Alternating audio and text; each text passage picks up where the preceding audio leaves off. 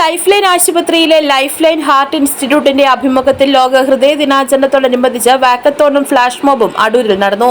Walkathon രാവിലെ 8:30 അടൂർ ഗാന്ധി സ്ക്വയറിൽ നിന്ന് ആരംഭിച്ച KSRTC ബസ് സ്റ്റാൻഡ് ജംഗ്ഷനിൽ അവസാനിച്ചു. Walkathon flag off Adoor circle inspector Shyam Murali നിർവഹിച്ചു. KSRTC ബസ് സ്റ്റാൻഡ് ജംഗ്ഷനിൽ നടന്ന flash mob Adoor municipal chairperson Divya Reji Muhammad ഉദ്ഘാടനം ചെയ്തു.